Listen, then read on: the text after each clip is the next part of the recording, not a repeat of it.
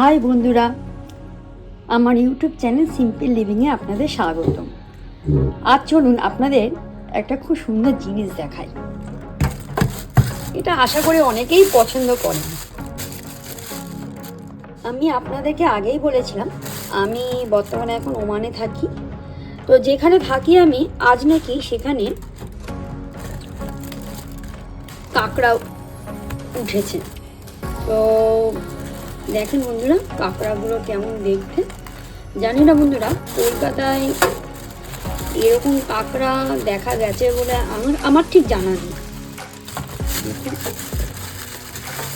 বন্ধুরা এবার দেখুন আমি কাঁকড়াটা কাটা হচ্ছে।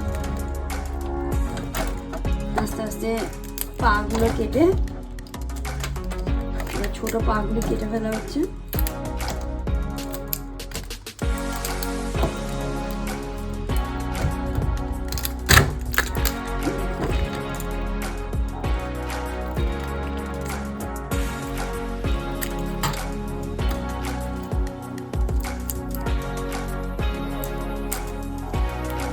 কাটতে সত্যি অনেক কষ্টের। বসে যারা পারে তাদের কাছে কোনো ব্যাপারই না। পাগুলো কাটা হচ্ছে।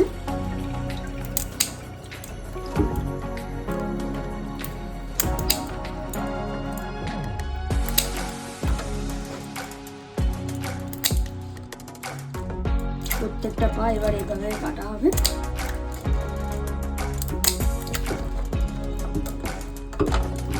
এভাবে প্রত্যেকটা কেটে কুটে একটা পরিষ্কার পাত্রে রেখে দেবো। জল দিয়ে ধুয়ে নেব। এবার আমি একটু হলুদ আর একটু নুন দিয়ে ভালো করে ধুয়ে নেব। এবার ভালো করে ধুয়ে নেব। দেখুন কীভাবে ধুচ্ছি। এতে কি হলো, কাঁকড়ার গায়ে বলুন বা কাঁকড়ার ভেতরে যে কোনো নোংরা থাকবে সেটা বেরিয়ে আসবে। আর একবার ধুয়ে নেবো ভালো করে, তাহলে ময়লা যা থাকবে বেরিয়ে যাবে। বন্ধুরা কীভাবে ধুচ্ছি আমি দেখুন। বন্ধুরা কত পরিষ্কার হয়ে গেল। এরপরে নুন আর হলুদ দিয়ে মেখে কিছুক্ষণ রেখে দেবো। আর এক চামচ দিলাম। এবার ভালো করে একটু মেখে নেব। ভালো করে মেখে আধা ঘন্টা জন্য একটু রেখে দেবো। এবার আমি কিছুক্ষণ রেখে দেবো। বন্ধুরা এবার চলুন আমি রান্নাটা শুরু করি। আজকে রান্নাটা আমি সর্ষে তেল দিয়ে করব।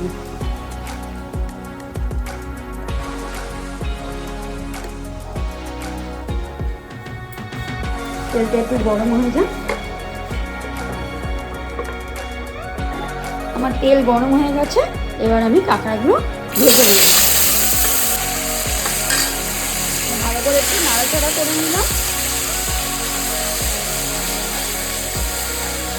একটু ভালো করে কাঁকড়াটা একটু ভেজে নেব। পরে আমি ঢাকনা দিয়ে ঢেকে রাখবো। ঢাকনাটা উঠিয়ে দেখবো। এবার আমি আরেকটু উল্টিয়ে নেব।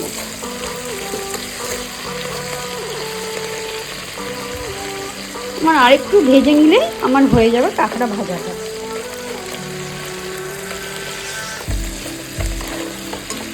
আবার একটু ঢেকে রেখে দেব। আমার এতক্ষণে কাঁকড়া ভাজা হয়ে গেছে দেখি। হ্যাঁ, এবার আমি তুলে নেব।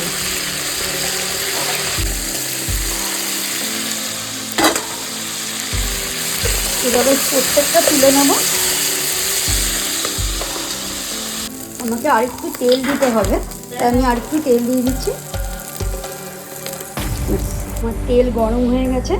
এবার আমি তেজপাতা, এলাচ আর দারচিনি দিয়ে দেবো। তো বন্ধুরা, কাঁকড়া অনেকে অনেক রকমভাবে রান্না করে। কেউ আলু দেয়, কেউ মূলো দিয়ে, কেউ আবার কুমড়ো দিয়েও করে। তবে আজকে আমি কাঁকড়াটা করব একদম পুরো মানে অল্প গ্রেভি থাকবে, ওপর আমি খুব কষা কষা করে করব। আমি আজকে না দেবো আলু, না দেবো অন্য কোনো সবজি।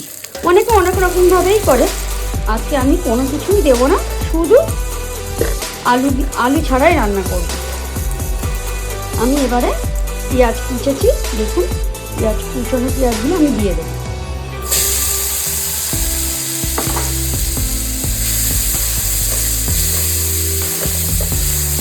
ভালো করে কষানো হয়ে যাক। বন্ধুরা, আমি আমার কাজের সুবিধার্থে কি করেছি, আগের থেকে আদা রসুন কাঁচা লঙ্কা পেস্ট করে বরফের যে ট্রেগুলি হয় না, সেখানে আমি রেখে দিয়েছি। এবার যখন যেমন লাগে আমি সেখান থেকে পরিমাণ মতো বের করে দিই। তো দেখুন, এখানে আমার লঙ্কা, এখানে আমার রসুন, আর এখানে আমার আদা বাটা। তো এগুলো আমি পুরোটাই দিয়ে দেবো। এবার আমি এগুলো দিয়ে দেবো। অবশ্যই একটা কথা বলি, ঝালটা যে যেরকম খাবে সেরকম দেবেন। তবে একটা কথা কি জানেন বন্ধুরা, কাঁকড়া একটু ঝাল ঝাল না হলে ঠিক ভালো লাগে না, তাই না বন্ধুরা? আমি এবার ভালো করে কষিয়ে নিচ্ছি। কষানোর পর আমি টমেটো দিয়ে দেবো। আমার আরেকটু কষাতে হবে, আমি টমেটোটা দিয়ে দেবো।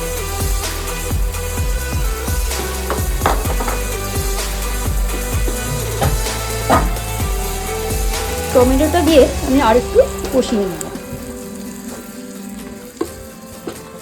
আপনারা কিভাবে কাঁকড়া খান অবশ্যই আমাকে জানাবেন বন্ধুরা। কাঁকড়া কে কে খেতে ভালোবাসেন সেটাও অবশ্যই জানাবেন। আমি তো খুব ভালোবাসি কাঁকড়া খেতে।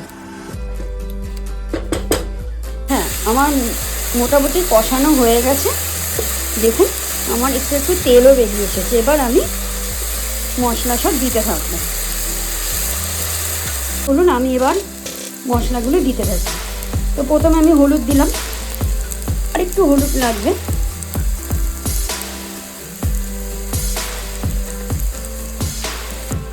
এবার জিরের গুঁড়ো দেবো,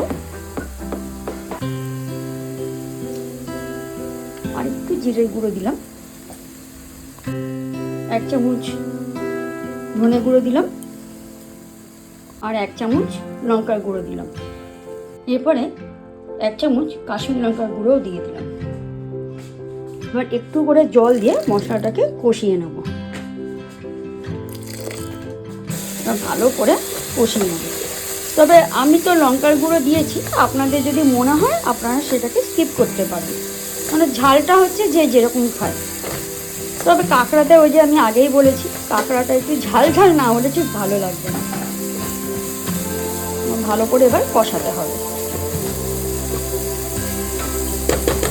এরপরে একটু নুন দেবো। নুনটা এখন আপাতত এইটুখানিই দিলাম, লাগলে আমি আরেকটু দিয়ে দেবো। চিনি দিলাম।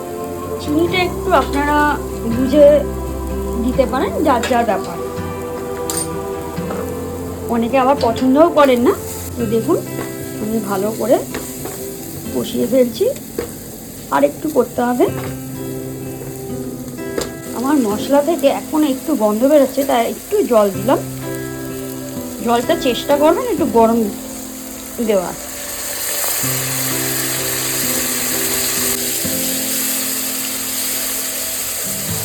মশলার গন্ধ যতক্ষণ না যায় ততক্ষণ কষিয়ে যাবে।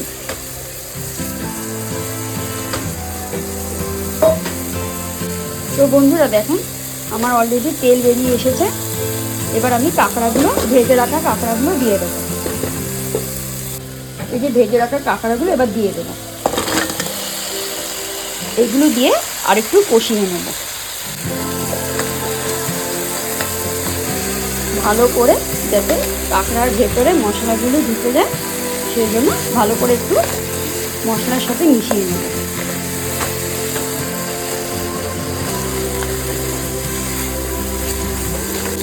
আমার মোটামুটি কষানো হয়ে গেছে। এবার আমি জল দেবো। তবে বন্ধুরা, চেষ্টা করবেন রান্নায় সবসময় গরম জল দেওয়া, তাহলে নাকি রান্নার টেস্টটা খুব ভালোই হয়। আমি তো তাই করি। তো দেখতেই পাচ্ছেন বন্ধুরা, যেখানে আমি কাঁকড়াগুলো ভেজে রেখেছিলাম সেই পাত্রে গরম জল নিয়ে নিয়েছি। গরম জলটা ঠিক উষ্ণ উষ্ণ করবে। এবার আমি দিয়ে দিলাম। এবার জল তো দিয়ে দিলাম, এবার ভালো করে কাঁকড়াটাকে একটু হতে দেবো। এবার ঢেকে রেখে দেবো। জানেন বন্ধুরা, কি সুন্দর গন্ধ বেরিয়েছে। ও দারুণ দারুণ গন্ধ বেরিয়েছে। তো বন্ধুরা, আমার এই কাঁকড়া রান্নার রেসিপিটা আপনাদের কেমন লাগলো অবশ্যই আমাকে কমেন্ট বক্সে জানাবেন। আর লাইক কমেন্ট শেয়ার করতে ভুলবেন না। আর যারা নতুন আছেন তারা অবশ্যই সাবস্ক্রাইব করতে ভুলবেন না। দেখুন বন্ধুরা, কত সুন্দর একটা কালার এসেছে। ও দারুণ দারুণ। ছোটো চামচে 1 চামচ আমি গরম মশলা গুঁড়ো দিয়ে দেবো। ভালো করে একটু নেড়ে নেব। ব্যাস, আমার হয়ে গেছে রান্না। এবার আমি গ্যাসটাকে অফ করে দিলাম। এবার ঢাকা দিয়ে কিছুক্ষণ রেখে দেবো। দেখুন বন্ধুরা, আমার কাঁকড়া রান্না হয়ে গেছে। এবার আমি একটু ধনেপাতা কুচি দেবো।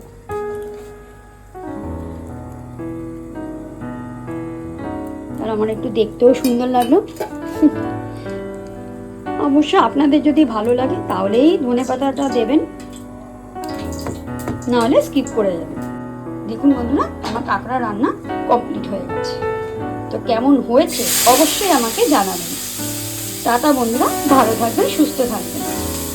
আর অবশ্যই আমাকে সাবস্ক্রাইব করতে ভুলবেন না।